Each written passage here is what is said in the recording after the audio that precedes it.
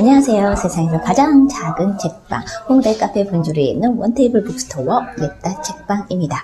네, 오늘은 좀 무거운 책을 가지고 왔어요. 묻다 라는 책인데요. 주제가 전염병에 의한 동물 살처분, 매몰지에 대한 기록이라고 되어 있어요. 글사진 문선희 작가의 작품인데요.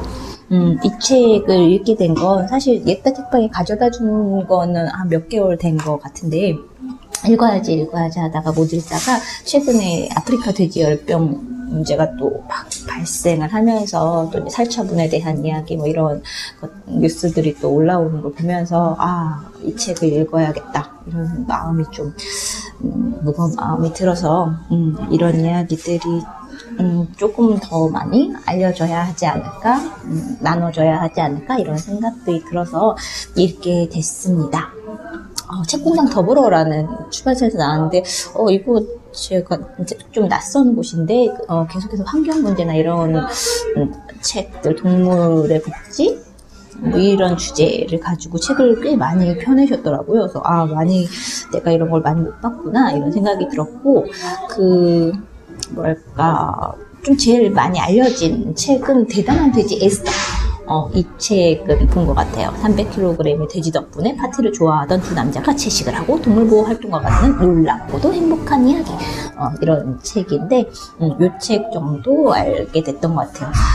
이 책을 소개하려니까 마음이 좀 무겁네요. 일단 작가 소개 먼저 해보면 문선희, 현대사회에 대해 깊이 고민하고 탐구하며 지낸다. 이성적으로는 간결하게 이해할 수 있고 감성적으로는 깊이 몰입할 수 있는 작품을 만들기 위해 노력 중이다. 묻다 이 책 외에 5.18 당시 아이들의 기억을 엮은 묻고 묻지 못한 이야기, 고공농성에 관한 작업인 거기서 뭐하세요 등을 발표했다. 이 책은 앞에 이런 게 쓰여져 있어요. 책 정가의 6%를 참사랑 동물복지농장에 기부합니다. 참사랑 동물복지농장은 가축 전염병에 의한 예방적 살처분을 거부한 첫 사례로 이후 행정소송 진행 등으로 경영난을 겪고 있다고 해요. 저자와 출판사가 마음을 모아 기부합니다. 책 한 권의 기부 금액은 닭 한 마리에 15일치 사료가 된다고 적혀 있어요. 이 책을 맨 처음에 이렇게 딱 열었을 때는 되게 당혹스러웠어요. 첫 시작이 이렇게 되거든요.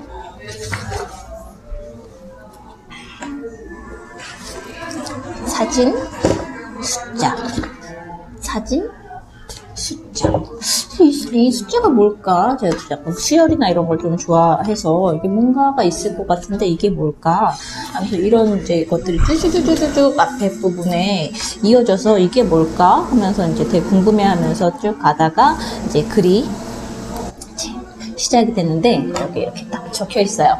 이 사진들은 구제역과 조류 독감 매몰지 3년 후를 촬영한 것이다. 제목으로 쓰인 숫자들은 그 땅에 묻힌 동물들의 수입니다. 이렇게 쓰여져 있어요. 이렇게 보면 8,975 이 안에 8,975마리의 동물이 살처분이 됐다는 그런 메시지가 이 숫자에 있었던 거더라고요. 그래서 마음이 쿵 했어요. 이 책은 어떻게 소개를 하면 좋을까 하다가 인트로 부분 좀 인상 깊었던 이 책은 이 한 토막의 글이 참 잘 설명해 주는구나 이런 생각이 드는 그 꼭지를 그냥 읽어드리는 게 좋겠다라는 생각이 들더라고요. 맨 처음에 서문처럼 쓰여진 한 토막을 읽어드릴게요. 그해 겨울 볕 좋은 봄날 오후였다. 예술평론 세미나에 갔다가 3년 전 구제역과 조류독감으로 조성되었던 매몰지가 법적으로 사용 가능한 땅이 되었다는 얘기를 우연히 들었다. 딱히 내게 한 말도 아니었는데 웬일인지 그 말이 또렷하게 내 귀에 박혔다. 2010년 겨울이었다. 매일 산채로 파묻히는 동물에 관한 뉴스가 보도되었다. 트럭에 가득 실려온 돼지들이 구덩이 속으로 내동댕이 쳐졌다. 돼지는 공중에서 버둥거리며 비명을 질러댔다. 수천 마리의 우리가 뒤뚱뒤뚱 쫓기다가 구덩이 속으로 후두둑 굴러떨어졌다. 영문을 모른 채 두리번댔던 동물들 위로 흙더미가 쏟아졌다. 살처분. 이라는 단어의 의미를 그제야 알았다. 충격이라는 말로는 충분하지 않았다. 살아있는 생명을 저렇게 대해야 되는 걸까? 너무나 모질고 잔혹한 현실에 내한 깊은 곳에 있는 무언가가 훼손되는 기분이었다. 살처분.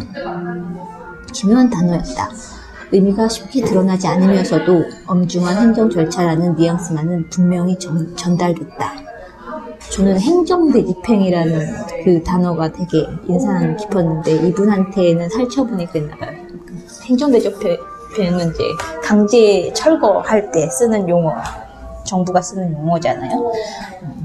국가가 막 폭력적으로 철거를 하면서 이건 행정상에 아무 문제가 없는 거야 뭐 이런 뉘앙스를 보여주는 것처럼 엄중한 행정 절차, 결국은 철거고 폭력 철거고 막 이런데 여기서는 결국은 동물들을 한꺼번에 구덩이에 파 묻어버려서 죽여버리는 그런 과정인데 그런 느낌을 제거한 그런 단어에서 기묘한 느낌을 받았던 것 같아요.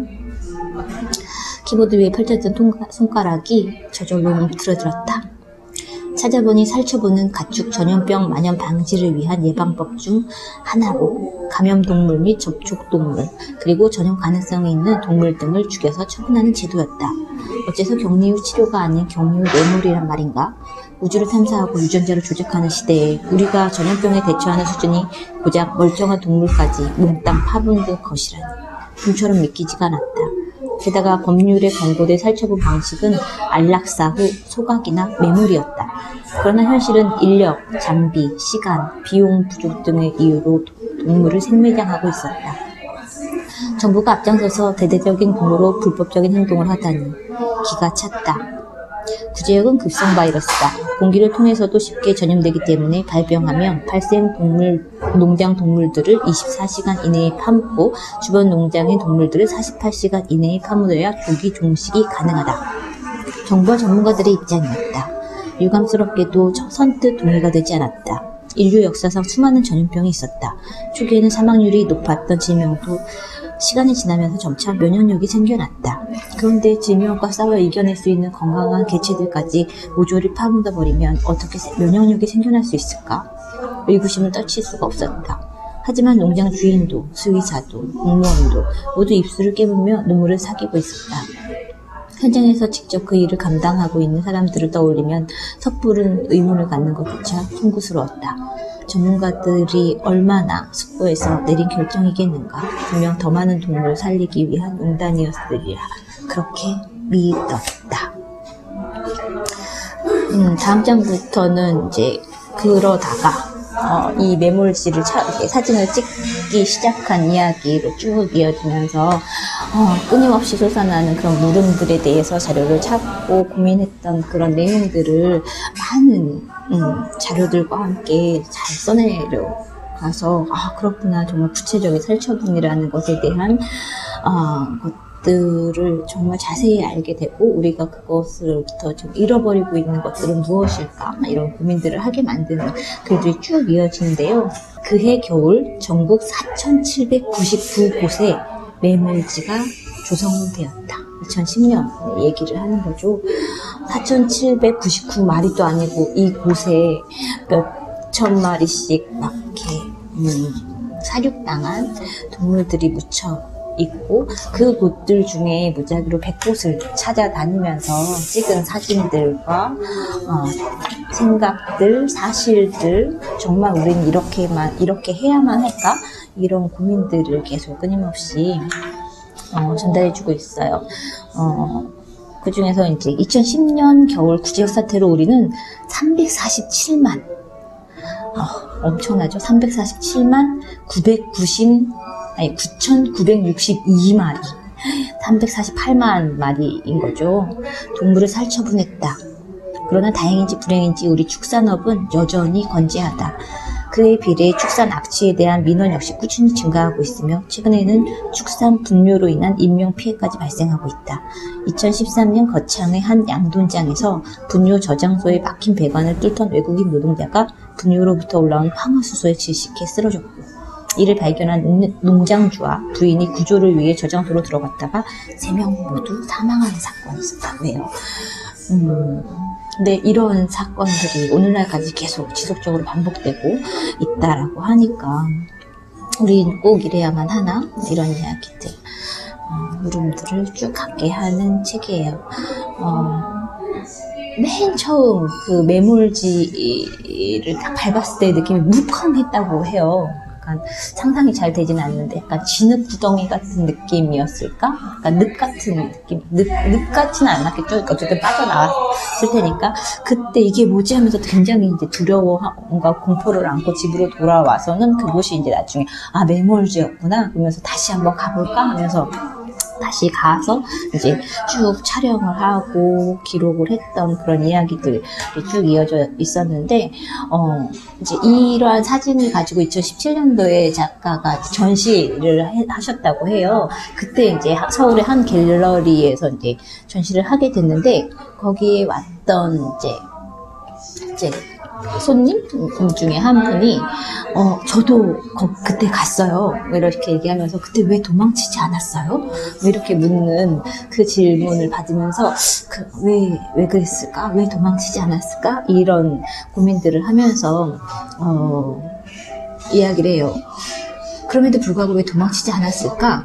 솔직히 나도 잘 모르겠다. 굳이 말한다면 마음 때문인 것 같다. 미안한 마음과 부끄러운 마음. 뭐라도 하지 않고서는 견딜 수 없는 그 마음들 때문이었다.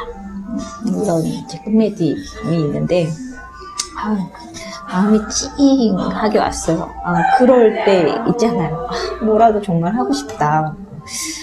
예전에는 막 이렇게 밀양 할매 뭐 이렇게 얘기 나오는 송전탑 반대 투쟁을 하거나 막 세월호 문제들도 그렇고 뭐라도 해야 하지 않을까라는 마음들이 들 때가 있는데 작가는 그것이 이제 살처분된 그 매몰지를 보면서 기록해야겠다, 알려야겠다, 조금 더 공정하게 이런 생각들을 하셨던 것 같아요. 저자 후기가 짤막하게 올라와 있는데 이런 말씀으로 맺어요. 이 글을 뭐라 부르면 좋을까? 공고를 받은 편집장님이 이 책을 수필과 사회과학서 중 어느 분류에 넣어야 할지 난감하다고 말했을 때 나는 고개를 끄덕였다. 나의 경험을 담은 것이니 시작은 분명 수필이었다. 그런데 내가 마주했던 숱한 질문과 고민의 흔적을 쓰다 보니 구체적 사실과 근거의 비중이 쏠렸다. 이 길을 걷는 동안 나는 최대한 논리적으로 사고하려고 애썼다. 글을 쓰는 동안에도 읽는 이의 이성에 호소하는 데 많은 지면을 할애했다. 자료와 근거 사이에 내 생각이나 의견을 넣었지만 내 느낌에 관해서는 조금만 적었다. 마음을 표현하는 일에 서툴러서였다. 언어를 충분히 길어 올리지 못했지만 이 모든 게 결국 마음의 일이었다. 무언가 잘못되었다는 강렬한 느낌과 내면을 관통하는 깊은 슬픔을 동력으로 여기까지 왔다. 행간을 통해 부디 있는 그대로의 마음이 당신에게 가닿기를, 마음과 마음이 만나 새로운 길이 열리기를 소원한다. 그래서 요즘에 다시 아프리카 돼지열병 뉴스가 등장할 때 정말 저런 방법밖에 없나? 이렇게 다 죽여버리는 게 정말 합당한 방식인가? 이런 고민들을 갖게 해주는 책이어서 되게 소중한 기록이구나. 많이 널리 알렸으면 좋겠고, 특히나 이 책 정가 6%가 참사랑 동물복지농장에 기부가 된다고 하니까 많이 좀 읽고 문제의식도 느끼고 도움도 좀 주셨으면 좋겠다는 생각이 듭니다. 네, 오늘 예타책 방책 소개 여기까지입니다.